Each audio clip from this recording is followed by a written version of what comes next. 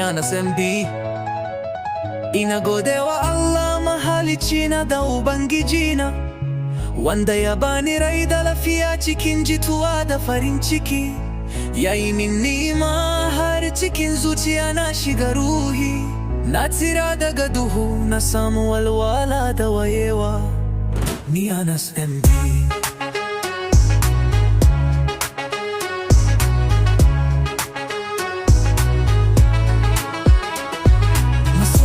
Sun taya mi tamkar taurari masu haske, sun bani kauna mara yankewa kamar ruwa kogi.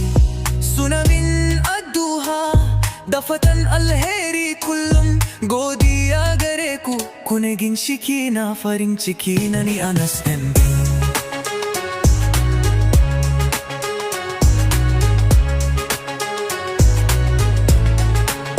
Albarkar masoya tafi zinariya daraja, cikin kunci ko annashuwa sun kasance tamkar inuwa. Sun rike ni da gaskiya, suka koya min daraja. Wannan waka sadaukarwa ce gare ku gaban taya.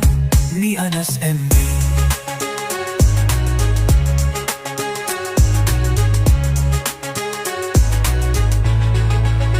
Rayuwa na sauya daga duhu zuwa haske, daga damuwa zuwa annashuwa da walwala, daga shakku zuwa tabbaci da kwanciyar hankali. Wannan komai da komai na godewa Allah. Ni Anas MB.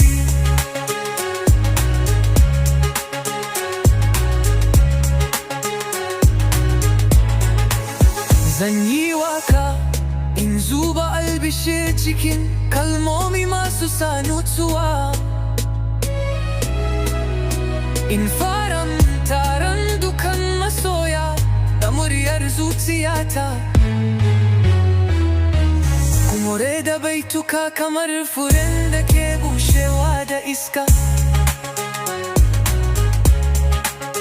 Ina tare da ku kamar rana da hasken take ko ina.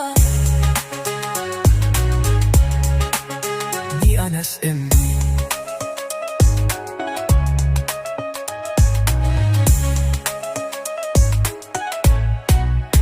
Gaskiya ta zama hasken tafiyata da ginshikin ni'imata. Na rungumi gaskiya domin ita ce kwanciyar hankali. Ina roko na Allah ya kara mini ya barka da rahama, ya albarkaci masoya da zaman lafiya mai torewa. Ni Anas MB. Zan rubuta tarihi da kalmomin da suka fito daga zuciya. Ina cike da kan kwazo da natsuwa kamar ruwan sama. In ba da sako da kwantar da hankali kamar kukan zarra. Ku tsaya kusa domin lokaci ne na farin ciki da alfahari. Ina alfahari da kasancewa kaya daga cikinku. Masoya na kun sa zuciya ta cika da annashuwa.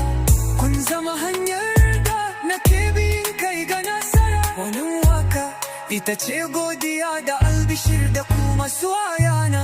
Ni Anas min nayi godiya ina